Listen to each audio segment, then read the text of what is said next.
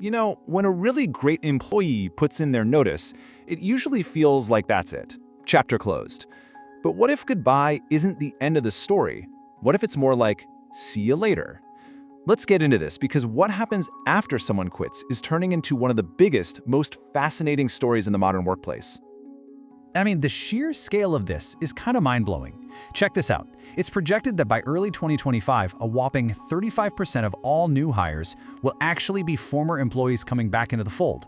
So the end of a job, it's not a closed door anymore. For a whole lot of people, it's become a revolving one. This isn't just some quirky little trend, it's a fundamental shift in how we think about talent. So here's how we're going to break it all down in this explainer. We'll start with the great return to really get what's going on. Then we'll dig into the why. Why are companies so keen on this? After that, we get practical. We're talking about laying the groundwork, mastering the art of reboarding, and finally, navigating the potential bumps in the road on this second flight. Okay, first things first. Let's make sure we're all on the same page and really understand the heart of this phenomenon we're calling the Great Return. So at the very center of all this is the boomerang employee. And it's exactly what it sounds like. This is someone who leaves, goes out into the world, gets some new experiences, learns new skills, and then comes back to their old company. Simple idea, right? But the implications, they are huge. And this brings us to a really crucial difference. You don't onboard a returning employee, not in the old way. You reboard them. See, onboarding is for someone brand new, starting from square one. Reboarding is way more strategic. It's a targeted update.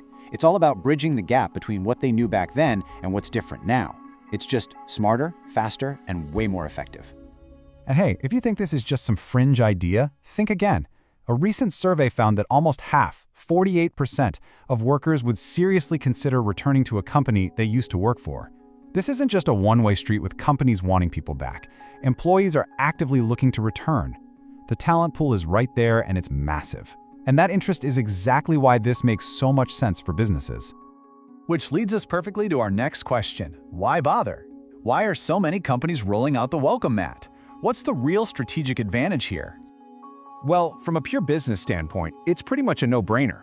These employees already get the culture, they know the systems, so they get up to speed so much faster. That alone saves a ton of time and money on recruiting and training.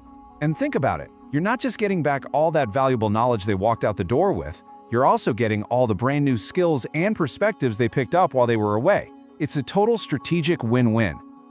But honestly, the benefits go so much deeper than just the bottom line. You already know they're a good cultural fit, which takes a huge amount of risk out of the hiring process. And when a respected colleague decides to come back, that sends an incredibly powerful message to the whole team.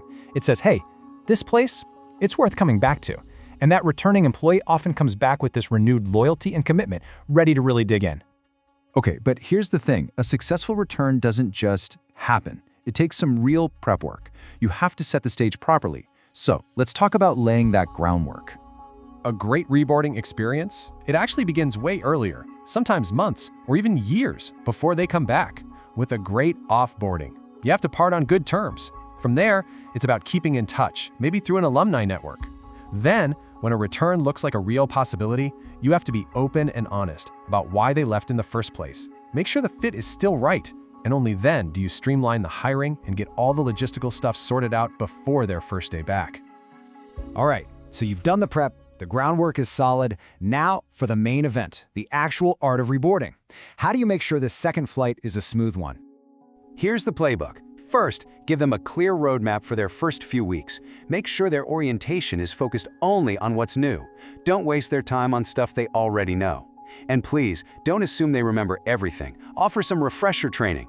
It's also so important to lead with empathy and make a real effort to get them reconnected socially. And maybe most importantly, don't skip the formalities. Get the HR, IT, and security stuff done right.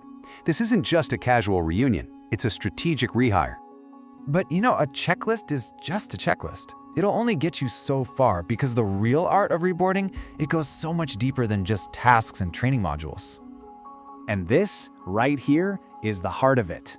Reboarding is really about making that person feel like they belong. Again, it's about helping them rebuild those social bonds and plugging them back into the rhythm of the team and the culture as it is today. That's the stuff that makes a return a true success. Now, of course, it's not always a perfectly smooth ride. let's be realistic. It's super important to know what you might be up against. So let's talk about navigating that second flight and dealing with some of the potential challenges. And look, the challenges are real, but the good news is they're all manageable if you see them coming. Worried they might leave again? Well, that's why you have to address the original problems head-on and do regular check-ins. What if their knowledge is a little rusty? That's what that targeted refresher training is for. Maybe some team resentment? You've got to be transparent about why you brought them back. And those admin headaches? A simple checklist solves almost all of them. The risks are known, but so are the solutions. So what's the big takeaway from all this? It's pretty clear. Boomerang employees aren't just an interesting little side story anymore. They are a core, essential part of any modern, smart, and resilient talent strategy. Keeping that door open isn't just a nice thing to do, it's just plain smart business. Which leaves us all with one final question to chew on. In a world where great talent is the ultimate currency and career paths are anything but straight, is your company's door truly open for its best people to find their way back home? Thanks for watching.